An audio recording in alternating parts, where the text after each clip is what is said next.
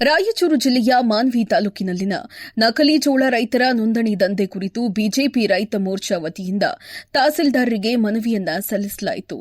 ನೈಜ ರೈತರಿಗೆ ಅನ್ಯಾಯವಾಗುತ್ತಿರುವ ಹಿನ್ನೆಲೆಯಲ್ಲಿ ಈ ಅಕ್ರಮವನ್ನು ತಕ್ಷಣ ಪತ್ತೆ ಹಚ್ಚಿ ಕ್ರಮ ಕೈಗೊಳ್ಳಬೇಕು ಎಂದು ಅವರು ಒತ್ತಾಯಿಸಿದರು.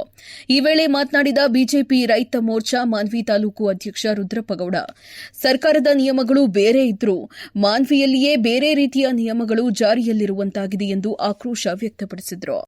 ಭತ್ತ ಬೆಳೆದ ರೈತರ ಜಮೀನಿನಲ್ಲಿ ಜೋಳ ಬೆಳೆದಂತೆ ಜಿಪಿಎಸ್ ಮೂಲಕ ನೋಂದಣಿ ಮಾಡಲಾಗುತ್ತಿದೆ. ಇದೇ ವೇಳೆ ಆಂಧ್ರಪ್ರದೇಶದಿಂದ ಜೋಳ ಖರೀದಿ ಮಾಡಿ ಮಾನ್ವಿಯಲ್ಲಿ ಬೆಳೆದಂತೆ ತೋರಿಸಿ ಅಕ್ರಮ ದಂಧೆ ನಡೆಯುತ್ತಿದೆ ಎಂದು ಆರೋಪಿಸಿದರು.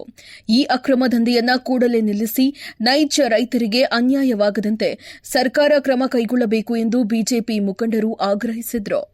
ಮಾನ್ವಿ ತಾಲೂಕಿನಲ್ಲಿ ತಹಸೀಲ್ ಕಚೇರಿ ಮತ್ತು ಸಹಾಯಕ ಕೃಷಿ ನಿರ್ದೇಶಕರ ಕಚೇರಿ ವತಿಯಿಂದ ಈ ಮುಂಗಾರು ಜೋಳ ಒಂದು ನೋಂದಣಿ ಆಗ್ತಕ್ಕಂಥ ಪ್ರಕ್ರಿಯೆ ಆರಂಭ ಆಗಿದ್ದು, ಇದರಲ್ಲಿ ಜೋಳ ಖರೀದಿ ಕೇಂದ್ರದ ಅಧಿಕಾರಿಗಳು ಸೇರಿದಂತೆ ಕೆಲವೊಂದು ಫೀಲ್ಡ್ ಕ್ಷೇತ್ರ ಮಟ್ಟದಲ್ಲಿ ಇರ್ತಕ್ಕಂಥವರು ಈ ಜೋಳ ಬೆಳೆಯನ್ನು ಅಪ್ಲೋಡ್ ಮಾಡುವುದರಲ್ಲಿ ಈ ನೆಲ್ಲು ಹಾಕಿದಂಥ ಹೊಲಗಳು ಕೂಡ ಜೋಳ ಹಾಕ್ಯಾರ ಅಂತೇಳಿ ಮತ್ತೆ ಪುನಃ ಔಟ್ರನ್ನ ಅಪ್ಲೋಡ್ ಮಾಡ್ತಾ ಅವ್ರ ಹೆಸರಿನಲ್ಲಿ ನೋಂದಣಿ ಮಾಡ್ತಾ ಖರೀದಿ ಕೇಂದ್ರಗಳಲ್ಲಿ ನೈಜ ರೈತರಿಗೆ ಈ ಜೋಳದ ಮಾರಾಟದ ಅವಕಾಶ ಸಿಗದಂತೆ ಮಾಡ್ತಾ ಇದ್ದಾರೆ.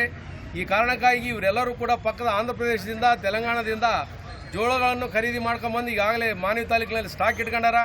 ಕೂಡಲೇ ಅಧಿಕಾರಿಗಳು ಮತ್ತೊಮ್ಮೆ ಸಮೀಕ್ಷೆ ಮಾಡಿ ಕ್ಷೇತ್ರ ಪರಿಶೀಲನೆ ಮಾಡಿ ಆ ಒಂದು ಬೋಗಸ್ ಮಾಡಿದಂಥ ಒಂದು ಕ್ಷೇತ್ರದ ವಿಸ್ತೀರ್ಣಗಳನ್ನು ತೆಗೆದುಹಾಕಬೇಕು ಅಲ್ಲಿಂದ ಒಂದು ಆನ್ಲೈನ್ನಿಂದ ಅಂತೇಳಿ ನಾವೆಲ್ಲರೂ ಕೂಡ ಭಾರತೀಯ ಜನತಾ ಪಕ್ಷದ ಈ ಮಾನ್ವಿ ಮತ್ತು ರಾಯಚೂರು ಜಿಲ್ಲೆಯ ರೈತ ಮೋರ್ಚಾ ವತಿಯಿಂದ ಇವತ್ತು ಮಾನ್ಯ ತಹಸೀಲ್ದಾರರಿಗೆ ಮನವಿ ಕೊಟ್ಟಿದ್ದೀವಿ.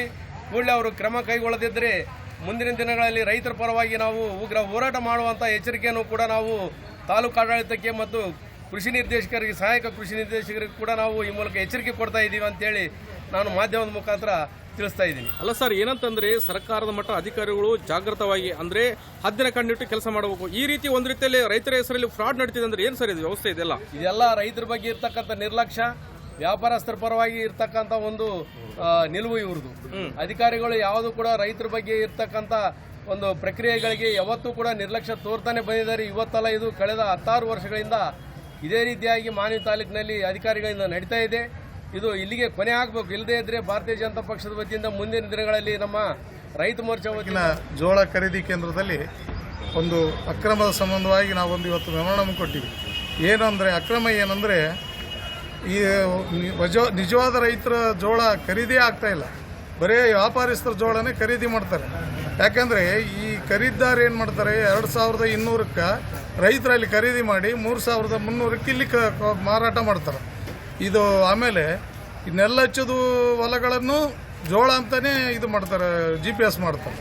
ಹಿಂಗಾಗಿ ಭಾಳ ಅಕ್ರಮ ನಡೆಯಕತ್ತದ ಇಲ್ಲೆಲ್ಲ. ಅದಕ್ಕೆ ತಹಸೀಲ್ದಾರ ಗಮನಕ್ಕೆ ತಂದೀವಿ ನಾವು. ಮುಂದೆ ಏನಾಗುತ್ತೋ ನೋಡ್ಬೇಕು. ಒಂದು ವೇಳೆ ತಹಸೀಲ್ದಾರ್ ಇದರ ಬಗ್ಗೆ ಗಮನ ಹರಿಸದೇ ಇದ್ರೆ ನಾವು ಉಗ್ರ ಹೋರಾಟ ಮಾಡಬೇಕಂತ ತೀರ್ಮಾನ ಮಾಡಿದ್ವಿ ನಮ್ಮ ಬಿಜೆಪಿ ಪಕ್ಷದಿಂದ. ಅಲ್ಲ ಸರ್, ಏನಂತಂದ್ರೆ ಈಗ ರೈತ ಪರ ಸರ್ಕಾರ ಅಂತ ಹೇಳ್ತಿದ್ದಾರೆ, ಅಧಿಕಾರಿಗಳೆಲ್ಲ ರೈತರ ಪರವಾಗಿರ್ಬೇಕು. ಎಲ್ಲಿ ಅನ್ಯಾಯ ವಂಚನೆ ನಡೀತಿದೆ ಅದನ್ನ ನಾವು ರೀತಿಯಲ್ಲಿ ಜಾಗೃತವಾಗಿ ಒಂದು ರೀತಿಯಲ್ಲಿ ಶಿಸ್ತು ಕ್ರಮ ಕೈಗೊಳ್ಳುವ ಕೆಲಸ ಮಾಡಬೇಕು. ಅಧಿಕಾರಿಗಳಿಗೆ ನೀವು ಒಂದು ರೀತಿಯಲ್ಲಿ ಮನವಿ ಕೊಡ್ತಿದ್ದಾರೆ ಅಂದ್ರೆ ಅವ್ರಿಗೆ ಕಣ್ಣಿದ ಕುರುಡರಾಗಿದ್ದಾರಾ ಅಥವಾ ಕಣ್ಣು ಕಾಣ್ತದೆ ನಿಲ್ವಾ? ಸರ್, ಸರ್ಕಾರಕ್ಕೆ ಕಣ್ಣಿಲ್ಲ. ಇವತ್ತು ರೈತರ ಬಗ್ಗೆ ಯಾವುದೇ ರೀತಿ ಕಾಳಜಿ ಇಲ್ಲ ಸರ್ಕಾರಕ್ಕೆ. ಇನ್ನು ಅಧಿಕಾರಿಗಳಿಗೆ ಎಲ್ಲಿ ಕಾಳಜಿ ಇರುತ್ತೆ ಹೇಳಿ ಸರ್? ಹಂಗಾಗಿ ಅಧಿಕಾರಿಗಳದ್ದು ನಿರ್ಲಕ್ಷ್ಯದಿಂದನೇ ಇದೆಲ್ಲ ಆಗ್ತಾ ಇದೆ. ಅದಕ್ಕಾಗಿ ಇವತ್ತು ಅಧಿಕಾರಿಗಳ ಗಮನಕ್ಕೆ ನಾವು ತಂದೀವಿ ಸರ್. ಅಲ್ಲ ಸರ್, ಈಗ ರೈತರೇ ಒಂದು ರೀತಿಯಲ್ಲಿ ಅನ್ಯಾಯಕ್ಕೊಳಗಾಗ್ತಾರೆ ಅಂದಮೇಲೆ ಏನು ಸರ್ ಎಲ್ಲಿಗೆ ಬಂದು ನಿಂತಿದೆ ರೈತರ ಪರಿಸ್ಥಿತಿ? ದೇಶದ ಬೆನ್ನೆಲುಬು ರೈತರು ಅಂತ ಹೇಳ್ತಾರ ಸರ್ಕಾರ. ಅದಕ್ಕಾಗಿನೇ ಇವತ್ತು ನಾವು ಮೆಮೊರಾಂಡಮ್ ಕೊಟ್ಟಿದ್ದೀವಿ. ಮುಂದಿನ ದಿನಮಾನದಲ್ಲಿ ನಾವು ಉಗ್ರ ಹೋರಾಟ ಮಾಡ್ತೀವಿ ಸರ್. ಇದಕ್ಕೆ ಅವ್ರು ಕ್ರಮ ತಗೊಳ್ಳಿಲ್ಲ ಅಂದರೆ ಅದು ಮುಂದಿನ ದಿನ ಕಾದು ನೋಡೋಣ ಸರ್.